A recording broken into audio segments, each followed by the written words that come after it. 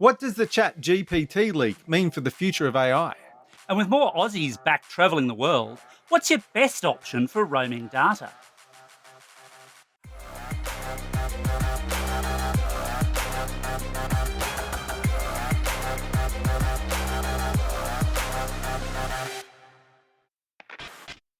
Hey there.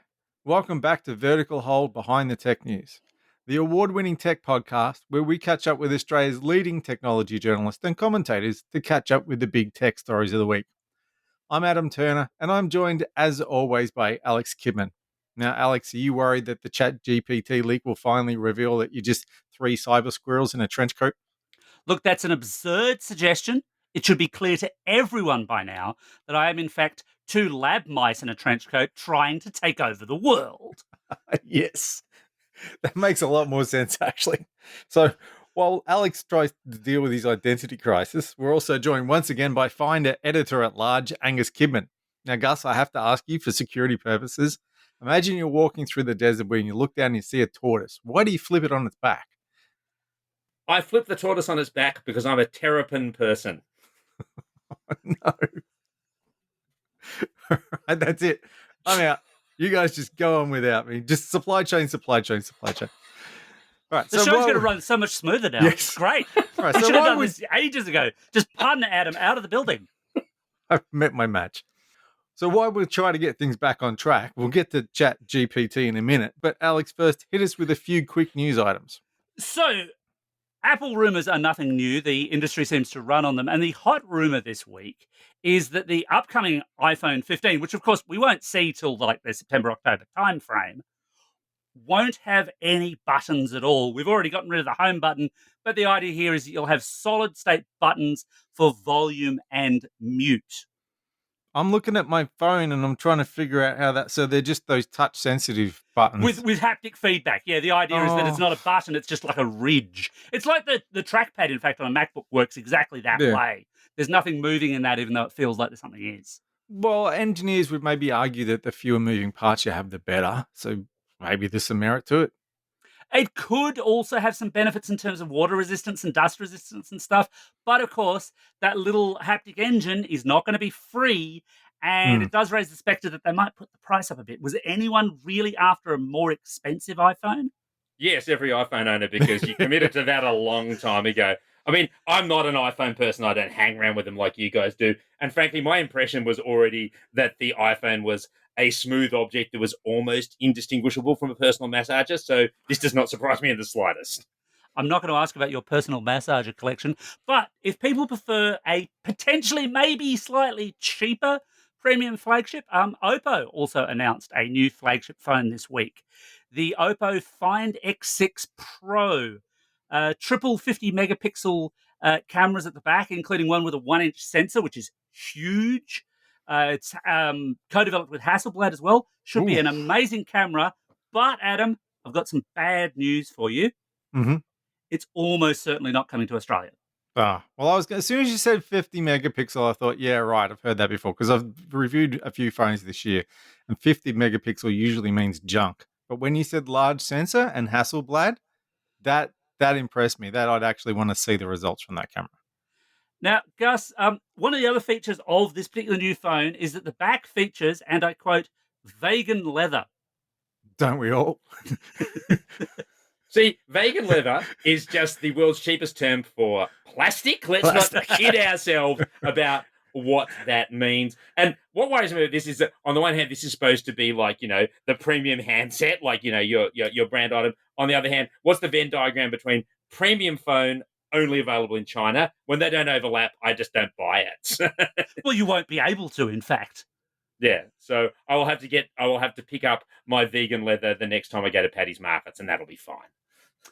Well, sticking with phones, this week, Google's security team announced it had uncovered a whole bunch of really nasty bugs in Samsung's Exynos modem. So these are the Samsung phones that have Exynos chipsets, which is most of what Samsung has delivered to Australia in the last, since they've been doing mobile phones mostly. Although I should point out that, for example, this year's S23s are all, in fact, running on pure Qualcomm. They don't have this issue.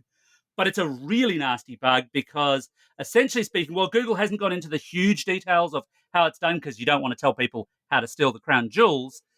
Basically, Adam, if I sent you if I had your phone number, which I do, and I sent you an SMS, I could take over control of your phone. Haven't there already been bugs like that? Yeah, but none quite as widespread as this, and the fact that I've just sent Adam 20 text messages or so. He says checking his phone. Complete coincidence. But no, that's the thing. Yes, there have always been vulnerabilities that might be, but a widespread vulnerability that is based on a fundamental core feature of what's in there. And it's weird, we don't think about modems being a core feature of our phone. We think, well, it's a phone, but of course they need to pick up data like anything else. They've got the same needs that every other connected device would have. It does have the scope to be much nastier because it is using a fundamental feature of the phone, not an optional feature, not something that you go and enable in the software. So the potential impact, if people know exactly how to exploit it, could be nasty. But is this sort of more for hacking political dissidents and troublesome journalists, or is this more of a mainstream hacking? Well, again, tool? I've just sent you 20 messages, Adam. You should be able to work out the answer to that. Well, Adam, as a political dissident and mainstream journalist, would get hit twice. But no, I don't think it is, because if you can take control of a phone, you can do all sorts of things with it. I could use it to buy myself a whole bunch of Ferraris or something like that. And I should point out, while it's a flaw in Samsung's Exynos modems, it's not just Samsung phones that are affected. Recent Google Pixel phones are affected. Google says it's patched one of the 4 most serious flaws, and presumably it's quite serious about patching the rest. It knows what the problem is, and some Vivo phones as well. And there is a really interesting sort of fix for it if you're on an unpatched phone, which is to disable both Wi-Fi calling and voice over LTE. So that tells you where the vulnerability is. Yeah. Obviously, if you're disabling those 2 things, those are things that are... And it's interesting because those are both features you don't think about wanting, but they're quite useful, because Wi-Fi calling is great when you're sitting in a location like, say, anywhere within 500 meters of my house, where the reception is not great and Wi-Fi is better. Like, people use that feature without knowing that they're using it, and it's generally on most phones most of the time. So I think the vulnerability is there. Hopefully the patch will get rolled out fairly quickly. But of course, we all know how good users are about installing patches the minute that they're told to install them. Like, that won't be a problem at all, will it? Well, I mean, I guess the effect, if you were concerned, if the listeners are concerned, the effect that would have is that you would just get degraded call quality. It's not actually, I obviously I don't know enough about the bug. I'm not the one who's uncovered it, but I would presume that what that would mean would just be that the voice quality that you would get, it shouldn't affect your data connection, I wouldn't have thought.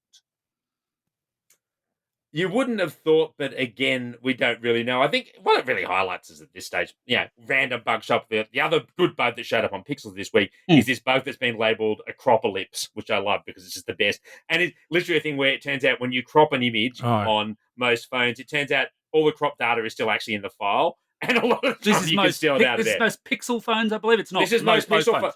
It's most Pixel phones, and it also applies, I think, on Windows to the Photos app. Like, it's a weird set of overlap, but it's an example of how security things become more subtle. So the obvious bugs get fixed, and the things you didn't know about suddenly show up, and we're all freaking out. So basically, everyone, get your tinfoil hats out. It's going to be a good year. Well, speaking of tinfoil hats, as long-term tech journos, I think we've all received like a USB flash drive in a media kit at some point. They've got images on them, they've got the press release, that kind of stuff on it. Slightly alarming story coming out of Ecuador this week, where specifically targeted journalists, where you were just talking about targeting people, are being sent USB drives that explode when they insert them into their PCs. Yeah, this was a shock. Yeah, that was bad. I thought it's nasty, and I thought maybe it reflects the market, because it is that thing, like, we all went through the era where you knew that every press conference you went to, you got a USB and there were the images. We don't get those now. We get Dropbox links, and that's great. I'm not lying. On my desk, I've got a floppy disk, which was sent out to promote Friends when it started on Australian TV, with pictures stored on that. Of course you do. Of course you do. Of course I do. And in fact, well, just for the benefit, we won't use this on the audio, we won't use it on the video. So, like, there you go. There's the actual Friends floppy disk sent out by Channel 7 way back in the day. But resuming this. So, but the fact, yeah, that's less common. But the thing is, you wouldn't necessarily think it because you are usually, you think, oh, maybe I'll check, maybe there's a good image on this, maybe I'll do that, and then boom. Like I've always known that sticking a USB into my floppy. I've always known that sticking a USB into my USB port is risky, and this is not a euphemism. But nonetheless, it's like, wow, you were not expecting that outcome. No, you weren't. Although you've now made me really paranoid because one of the things that I can personally see from where I'm sitting is a promotional USB drive for the PS2 24 game. So it's got like a Jack Bauer picture. It's like if any USB drive is going to blow up, it's going to be that one. Exactly. And then I'm looking in the background, and Adam's got this ticking down timer that goes from 23, 22, 21. He hasn't noticed that yet. I've got a TiVo USB stick somewhere. It just stopped working one day. Well, speaking of keeping old, in fact, now retro technology working, somebody hacked together. I love this story because I love stories where people take bits of technology and make new and old things out of them. Somebody's hacked together the world's largest Nintendo 3DS out of a touchscreen panel and an active 3D TV. So how big? Well, we're talking like 65 inches. I don't know that I've got the size to hand. I am going to put a link to this up on the Vertical Hold website if people want to go and have a look at it. But it's a really interesting kind of hack, albeit though, it kind of loses that point that the 3DS is meant to be portable. You sort of have to be Andre the Giant to actually move this thing around. What I like about this hack is it's the only good use I've ever heard of for that leftover 3D TV that you foolishly bought. Like, that's what it's really got going for it. Enjoying the show? That's great. Don't forget to subscribe, which you can do on every podcast platform you've ever heard of. Just search for Vertical Hold or go to our website, verticalhold.com.au, where we've got handy buttons for every single podcast platform. So, gentlemen, you've all done your fair share of travel over the years, maybe not so much in recent years, but we all know the pain that is trying to get your phone to work in another country. And you have to make that decision. Do I rip out the SIM? Do I pay an arm and a leg to roam with my SIM from home? Alex, things are getting a bit easier, aren't they? Look, they're way easier than they were 5 and especially 10 years ago, where, if you dared to look at your phone, you were basically taking out the mortgage on a Sydney or Melbourne property to do so. And this week, Optus made an interesting little move, an interesting competitive move. They introduced for their postpaid customers a $5 a day roaming deal. And Gus, there's another telco out there that's kind of quite synonymous with $5 a day roaming, yeah? Absolutely. So Vodafone has had for many years, since well pre-pandemic, if we want to define this as the way that we think about roaming, has always had this option where on the vast majority of any of its plans, not the full-on prepaid ones, but most of the month-to-months, all of the postpaid ones, you pay $5 a day and you got exactly what your plan included. So however much data you had, how many calls you had, that just kept going wherever you went. And for a lot of people, that just seemed like a really simple option because most people had enough data. So that was a nice, simple inclusion. Optus is emulating the price, but not actually emulating the feature set, I believe. I don't think they're quite as generous in terms of what they include. No, they very much are not. Your $5 a day on Optus, where Vodafone, you're right, you get your inclusions. Although if you're on one of those not unlimited, but they're sort of unlimited, the data never runs out plans, you only get your data quota. So when that runs out, you're in trouble. But Optus, for your $5 a day, gives you unlimited calls and SMSs, because those are dirt cheap anyway, and 5 gig of daily data to use to virtually most of the places Australians are going to travel. I mean, you're out of luck if you're going to Antarctica, basically. So would you call it a roaming boost?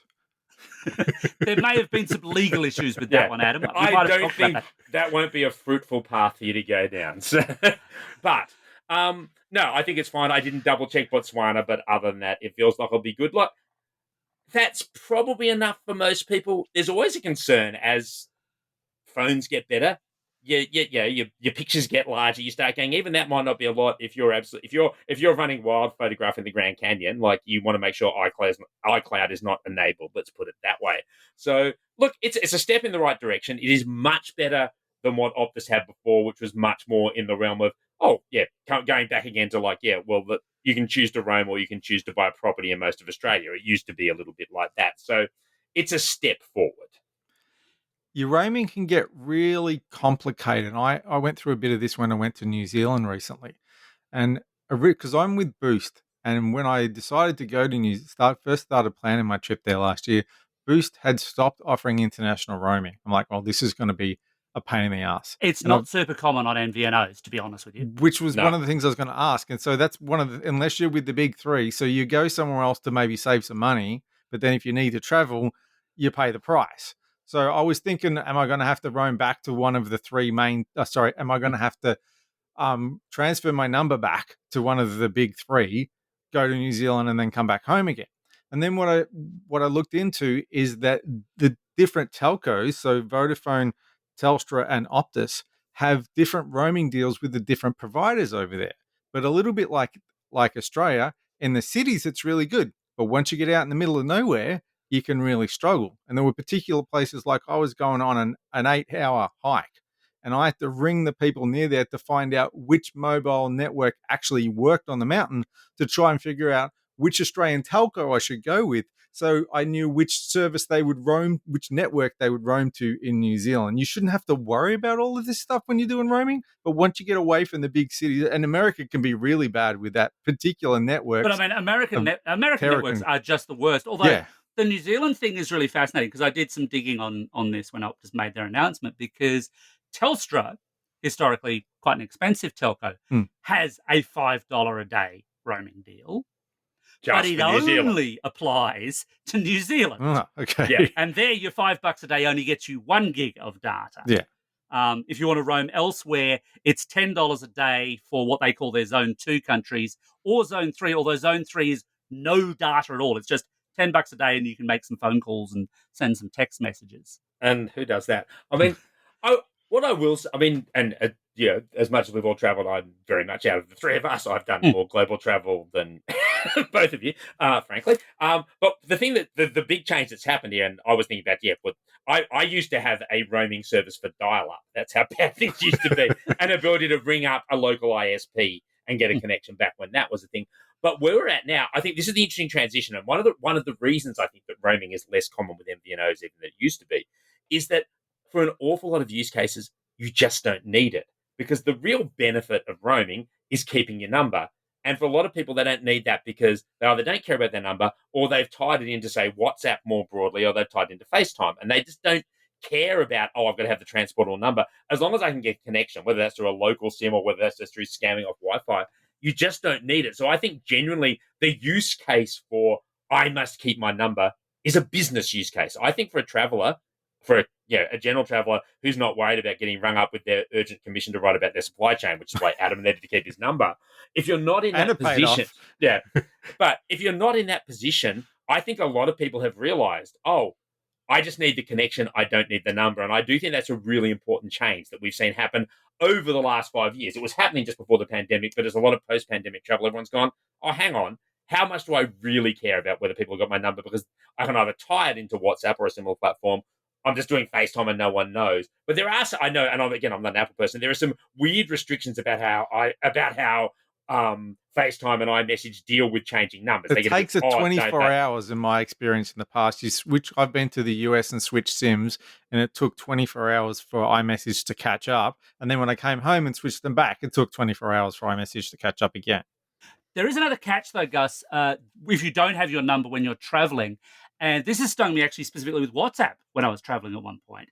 And that's if you need two-factor authentication. Ooh. Oh, because you're so screwed, yes. Yeah. You can't get that SMS to say, yes, this is me for WhatsApp, for your banking or whatever. You're in big trouble. So you do actually need to consider that if you use, and you should use, some form of multi-factor authentication. Maybe before you travel, switch over to an authenticator app, or check that you can actually access at least SMS services if that's what your provider of services uses. Or that option. For instance, I mean, yes, I've absolutely had that problem with Qantas, but Qantas does give you the option to authenticate through your email. So if you have to, you do it that way. So but yes, absolutely. You need to know what you need to do before you go, what you're going to run into. But certainly for me, every time I travel now, I'm preferentially ordering the SIM before I leave. Now, you can pick up SIMs in a lot of airports, and that's very doable. But my thing is, I find a reputable service. I work out which network I want to be on. I get sent a SIM for that thing. It's sitting in my carry-on bag. So, guys, sorry to interrupt. But Yep. is this a global roaming SIM from one of those companies that does global SIMs, or is this a SIM specific to the country you're going to? SIM specific to the country you're going to is what I have leaned into. I've tried the global roaming SIMs, and they tend to be a bit of a 3G fail orgy disaster. I'm not a big fan of them.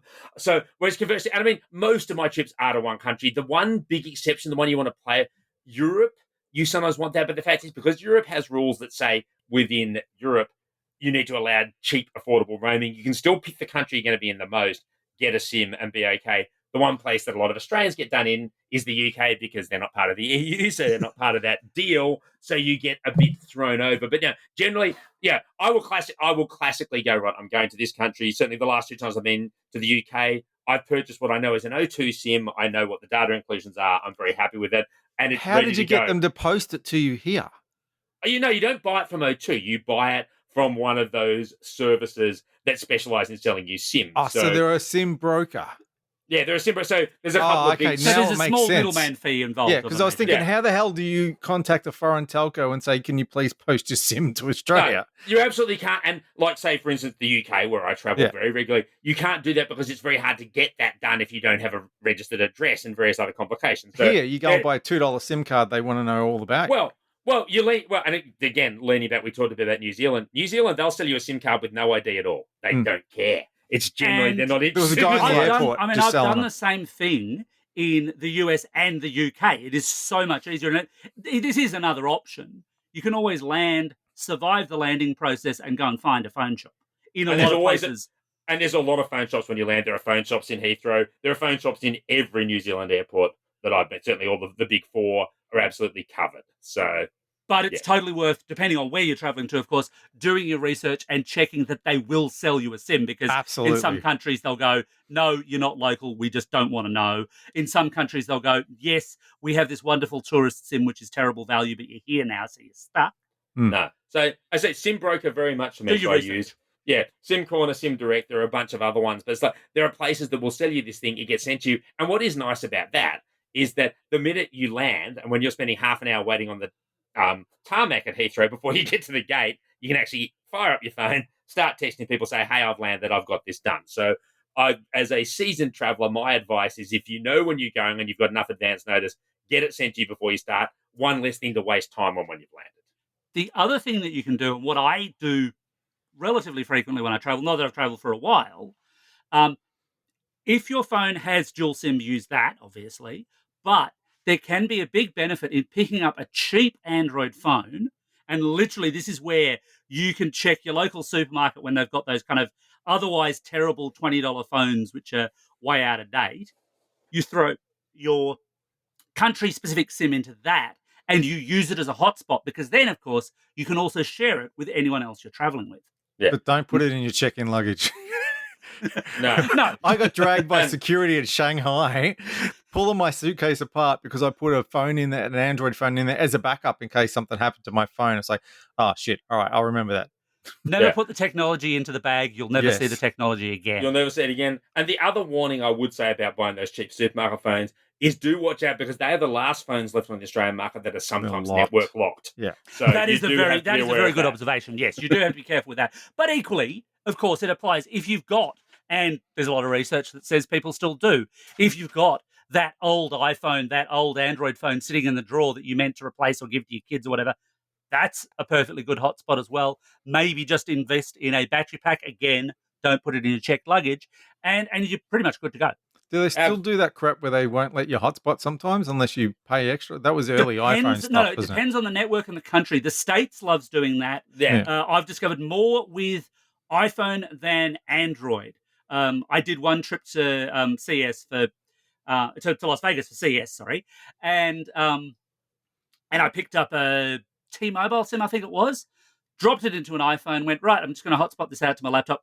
Nah, no dice, disabled. I thought, right, okay, well, because I'm me, I had like 4 phones on me, popped it into an Android phone, great, hotspot straight away. So, yeah, you do need, again, a little bit of research and just checking what has happened to other travelers, because this is very common stuff. Someone will have written about their experiences going to virtually any country you can think of, what your options were and what their experiences were, and you can learn from their mistakes too. And that someone was probably Gus. That's true. Yeah. And it's probably sitting on a Reddit thread somewhere. And the final observation around your supermarket mobile, if you do get the network lock one, honestly, as weird and bodgy as it feels, you just go onto eBay, you pay someone $2 to unlock it for you, job done.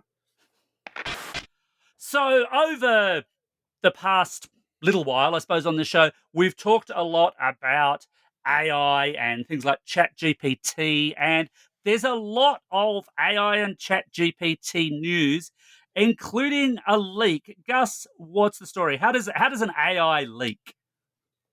Well, there's a song waiting to happen. But anyway, apart from that, so it emerged earlier in the week that, yes, ChatGPT had a privacy leak. And what it was that when you log into ChatGPT, you can see all the previous questions you've asked it. You've got like a little sort of chat history.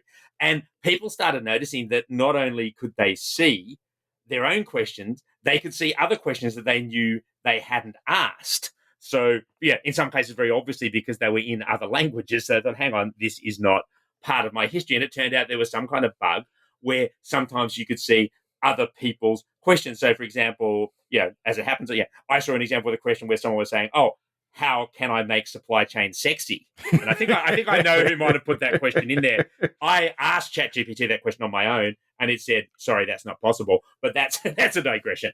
The fact is, you could only see the questions. You couldn't see the answers. If you clicked on them, it went wrong. But it became clear that something had gone very wrong in how it was sending out information.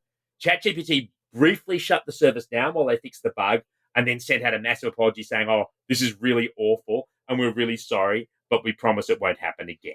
Do you know if you could see who it was that asked the question? No, as far as we can see, it was only the questions. And at first you go, well, that that's doesn't not matter. so bad. Well, it sounds not so bad, but the fact is people throw all kinds of prompts into ChatGPT. And as we've used them all, we've learned that the more specific you are, the better it is. And because one of the restrictions on ChatGPT, and we've talked about this on the pod before, as we've discussed on the pod before, one of the restrictions with ChatGPT is it can't do anything before 2021. And the way that a lot of people deal with this is they ask a very detailed question with a lot of current information, including their own information, in order to get it to give a response to that. So there's a real chance that if you saw someone else's prompt, it might include some very personal data. So that's the risk. But obviously, the other big risk is big competitive space, everyone trying to get stuff done. It doesn't look good when they suddenly go, "Oh my God, massive privacy drama." Like, it's bad headlines, even though, let's be frank, why on earth would you be using ChatGPT if you had any concerns about privacy? Because it's soaking up everything you say to learn more stuff.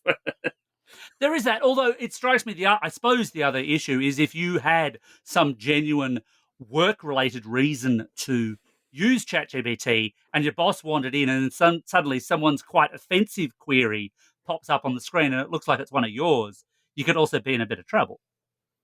Oh, there's lots of potential ways it could go wrong. But it highlights that, you should expect this. I was doing radio interviews about this topic earlier in the week, and someone says, "Oh, is it a surprise that this happened?" And I said, "It's a surprise that this didn't happen earlier." For software that's this complex, it's amazing that while we've had all the dumb responses, that we haven't had a more fundamental system fail, because these are big, complex systems, and we've all been in this game long enough to know that the one thing you can be sure about big, complex software systems is that they're going to go wrong really often. So one of the other issues around AI, one of the things that's been really contentious has been this idea of art generative AI, your DALL-Es and so on, stealing people's artworks to make their own, to create in the style of.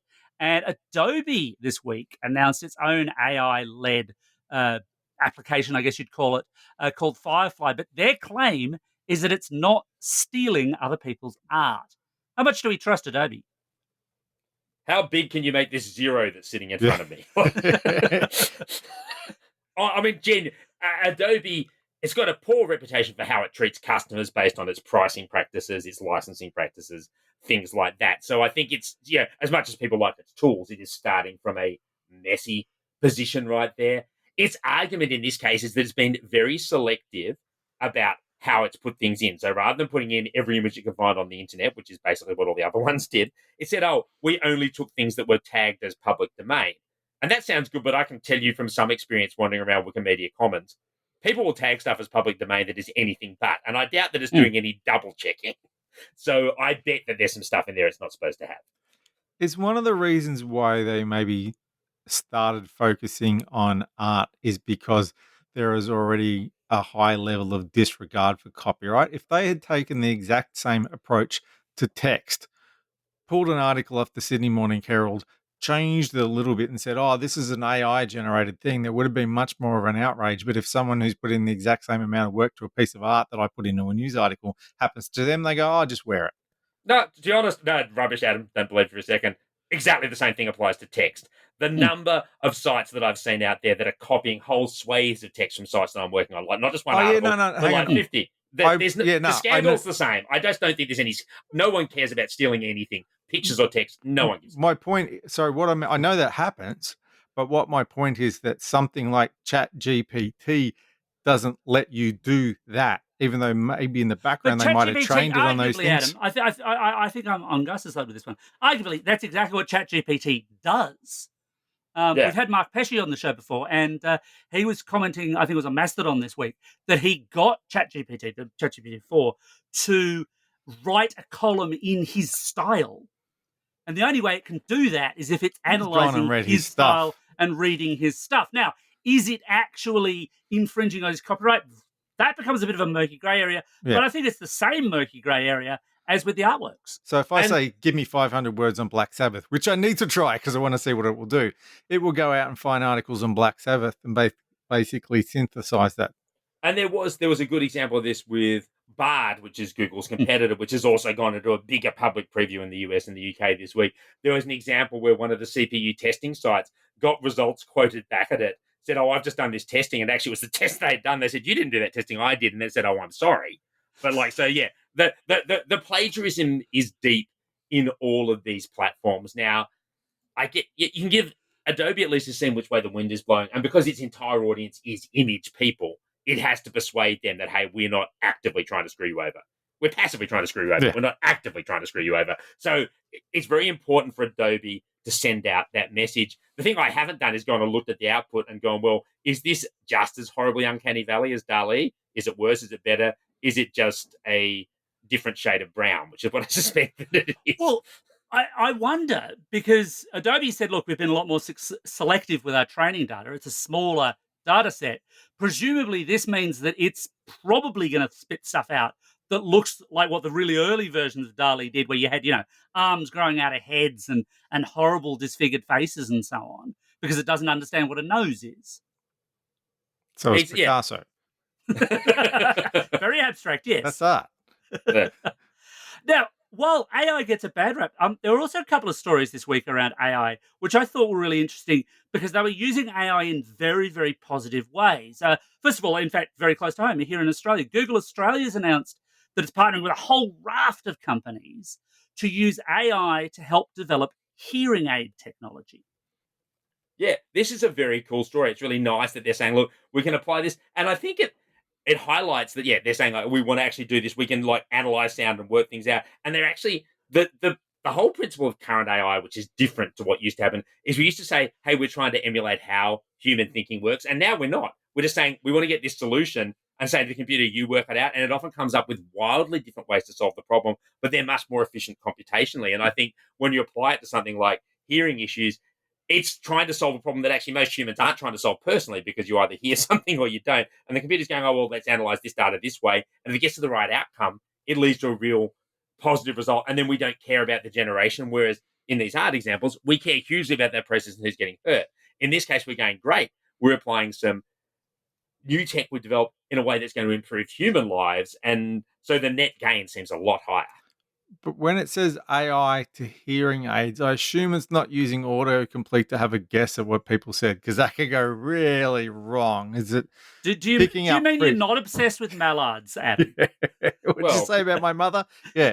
But do you mean that it's like using AI to decide which frequencies to focus on, to try and clean up the noise rather than it's recognizing patterns in a way that will be helpful, but probably not the way that humans recognize those patterns. That's Yeah. what the distinction is. That, like, yes, you're going, yes, we're absolutely applying these analytic things, and if you work it out on that level, it will be about frequencies, but it probably is not trying to emulate the way that a human ear does that job.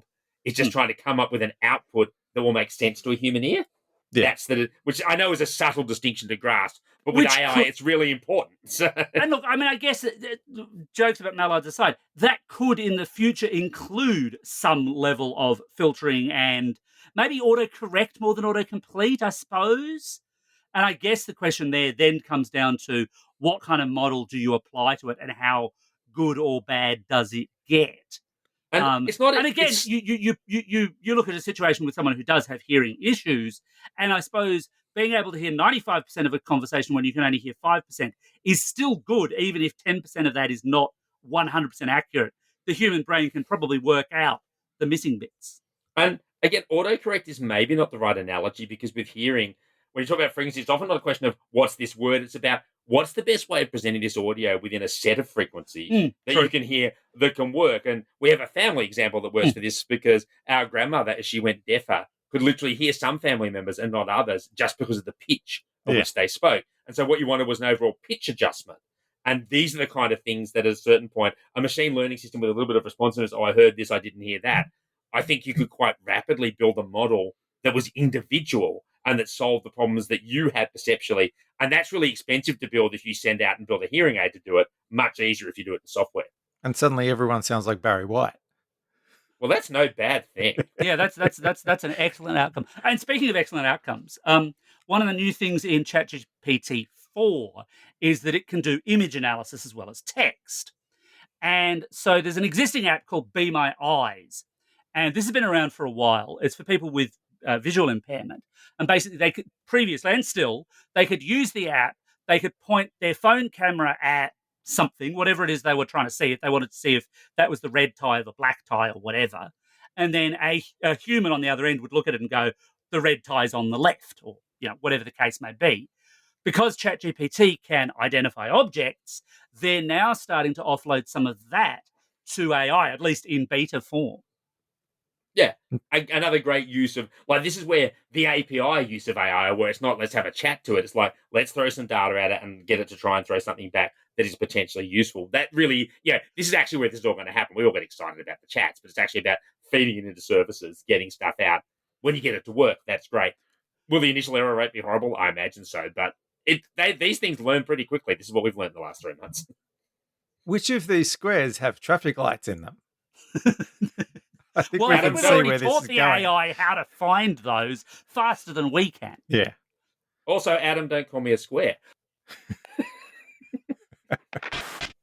Well, that just about wraps up this week's episode of Vertical Hold. Thanks to Gus for stepping into the Vertical Hold guest chair. Meh, meh, meh.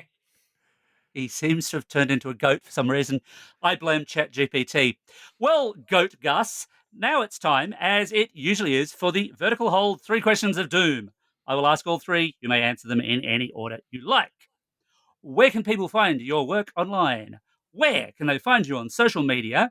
And given your long-term status as one of Australia's veteran tech writers, what's your favourite story you've ever written? So people can find my work on Finder. They can find me on Twitter making goat noises at GusWorldAU. And I've written a lot of stories, and it's hard. The one people ask me about the most is when I set myself a $25 budget for food for the week, but that's not really a tech story.